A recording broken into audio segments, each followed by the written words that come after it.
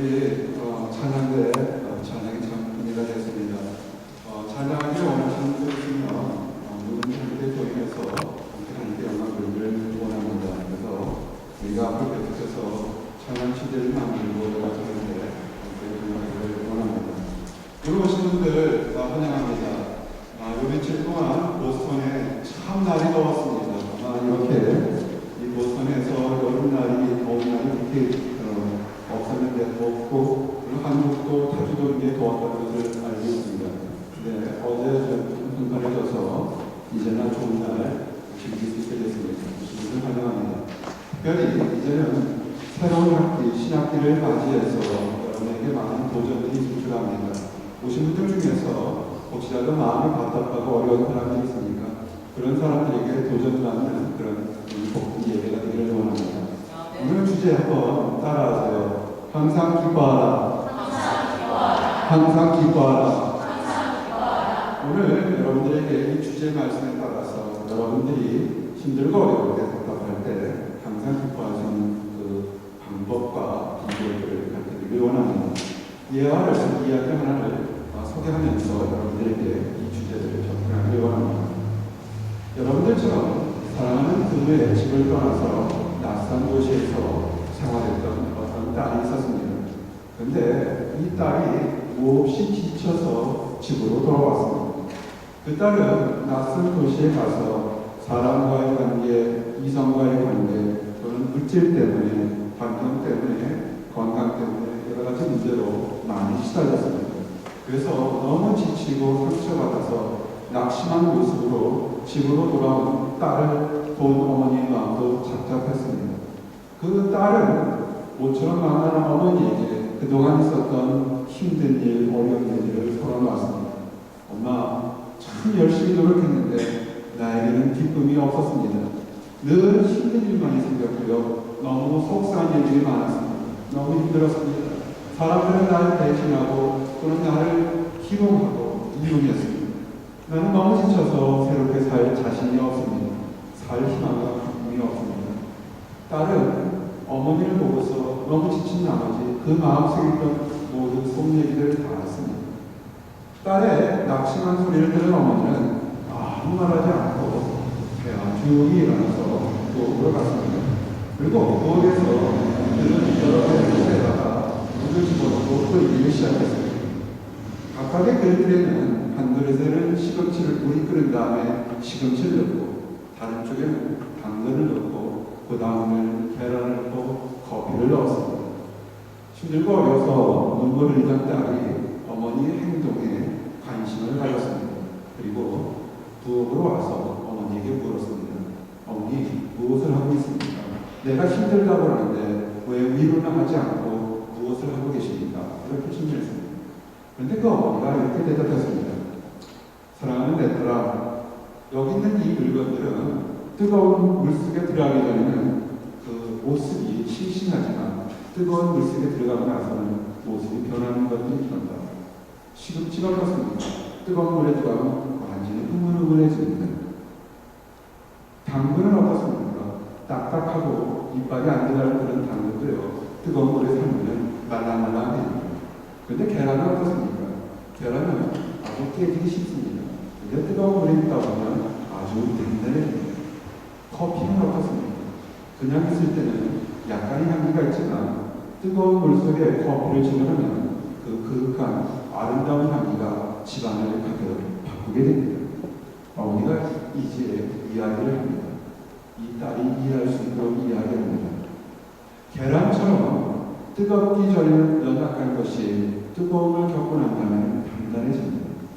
커피처럼 물속에 들어가기 전에는 약한 향기가 있지만 물속에 뜨거운 물속에 함께 들어갔을 때 그윽하고 아름다운 향기가 그 온 안에 가득하게 됩니다. 지금 네가 겪었던 그 어려움은 너를 더 단단하고 아름다운 향기로 만드는 그런 기쁨의 축복이라고 그렇게 어머니는 얘기했습니다. 사랑하는 성도 여러분, 이 예화를 어떻게 들고 계십니까? 하나님은 여러분의 모든 삶에서 학업이나 연주나 연구나 또는 대인관계에서 모든 삶에서 건강을 원합니다. 건강하십니까? 행복하십니까? 기쁨이 넘칩니까? 그런데 때로는 우리가 원하지만, 여러분이 원하지만 그렇게 기쁨이 넘치지 못할 때가 굉장히 많습니다. 열심히 노력하는 할지라도 때로는 여러분의 의지나 환경과 상관없이 힘들거나 어려운 일을 당합니다. 이곳에서 청년 목회를 오래 하면서 가장 많이 상담한 것 중에 하나가 사람과의 문제나 건강 문제나 학업 문제 때문에 내 의지와 상관없이 가슴을 헤매는, 가슴을 휘집어놓는 그런 상처받은 일이 굉장히 많습니다. 그래서 처음 의지와는 상관없이 복성 생활이 엉망으로 끝내고 돌아가는 많은 청년들을 보게 됩니다. 여러분, 환난을 받거나 핍박 또는 낙심이나 좌절 등으로 인해서 기쁨을 누리지 못할 때가 굉장히 많습니다. 여러분은 어떻게 살기 원합니까? 그냥 좌절 속에서, 낙심 속에서 그렇게 살기 원합니까? 아니면 이제라도 새로울 때 기쁨 있는 삶을 살기를 원합니다. 만약에 혹시라도 새롭게 살기를 원한다면 오늘 하나님 말씀을 들으시기 바랍니다. 오늘 하나님은 5가지를 통해서 여러분에게 기쁨을 누릴 수 있는 그 기본과 비법을, 비밀을 가르쳐주기를 원합니다.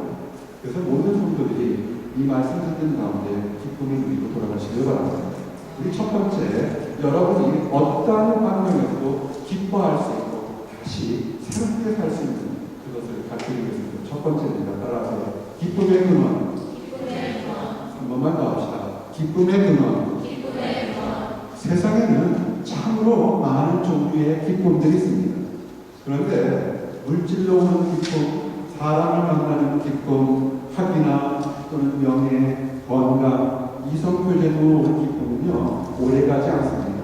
잠깐 동안은 정말 기뻐할지 모르겠지만 시간이 지나면 때로는 그것 때문에 슬픔이 오기도 합니다. 때로는 그 기쁨을 계속 지키기 위해서 더 많은 슬픔을 쌓아 놓아야 될 때가 많습니다.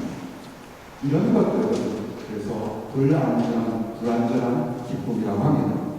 여러분, 이것은 여러분의 짧은 나이를 돌아보지 않아도 됩니다. 역사책을 보시기 바랍니다. 2000년, 5000년 인류의 역사 중에 수없이 많은 사람들이 사람 때문에, 건강 때문에, 물질 때문에, 이성교제 때문에 그들을 통해서 기쁨을 얻으려고 노력했지만 결국은 덧없이 사라지는 것을 다 보게 됩니다. 이런 것들은 불완전한 기쁨이라는 것이 이미 인간의 역사를 통해서 정확하게 입증이 되었습니다. 그러면 세월이 지나가도 환경이 변해도 내가 건강을 잃어도 내 마음이 번떡스러워도 변하지 않는 것이 있습니까? 그런 기쁨이 있습니까? 예, 있습니다. 그것은 세상이 변해도 변하지 않는 가장 완전한 그리고 온전한 하나님의 사랑인 것입니다. 아멘. 이 하나님의 사랑을 맛본 사람은 어떠한 환경 속에도 기쁨을 맛볼 수 있습니다. 어떤 사람이 이런 하나님의 사랑을 맛봤습니까? 성경에는 우리가 기록한 것은 예수 그리스도가 온전한 사랑을 맛봤다 얘기합니다. 예수님은 보통 사람들이 이미 오래전부터 하나님은 온전한 사랑이다 얘기했지만 사랑을 맛보지 못했기 때문에 예수님은 이 온전한 사랑을 맛보기 위해서 한 가지 하신 것이 있습니다. 하나님의 명령을 지켰다는 겁니다. 하나님의 명령이 뭔지 아십니까? 하나님은 그 사람이 착한 사람이든 못난 사람이든 죄가 많든 많이 배우든 아니면 부족한 사람이든 모든 사람을 다 사랑한다고 이야기를 했습니다. 근데 사람들은 믿지 않았습니다. 그래서 예수님께 명령을 했습니다. 내가 이 세상의 모든 사람을 사랑하는 것을 증거하기 위해서 내가 그들의 죄를 대신 짊어지고 죽어라 이렇게 명령한 것입니다. 여러분, 자기가 잘못한 것이 없는데 다른 사람에게 욕을 먹을 때 기뻐하는 사람이 있습니까? 아마도 발끈할 겁니다. 당신이 뭔데 나를 하고 역살자게 될지도 모르겠습니다. 근데 예수님은 그렇게 하지 않았습니다. 자기의 죄도 아닌데 다른 사람의 기쁨을 위해서, 다른 사람의 행복을 위해서 예수님은 기꺼이 하나님 명령에 순종했습니다. 그 신고였습니다. 죽으라는 거였습니다. 십자가에 대신 죽으라는 거였습니다. 근데 예수님은 하나님이 얼마나 사랑하는지 그 참 사랑을 깨달았기 때문에 그대로 순종했습니다. 그 순종 순종하는 가운데 의심하지 않고 기뻐했습니다. 예수님께서 정말 그 순종하면서 하나님은 정말 사랑이구나. 내가 살아도 하나님이 나를 사랑하고 죽어도 하나님은 나를 사랑하는 것을 맛보셨습니다. 깨달았습니다. 사랑을 맛본 사람이 사랑이 무엇인지를 압니다. 맛있는 것을 저희 사모가 떡볶이를 참 잘해요. 나중에 가면 떡볶이 여러 대접할 텐데 맛있는 떡볶이를 먹는 사람이 떡볶이 어디 잘하는지 알 수가 있습니다. 오늘 이 예배 후에 맛있는 잡채가 준비되어 있습니다. 가서 학생들과 잡채 만들어 보세요. 예수님도 그랬습니다.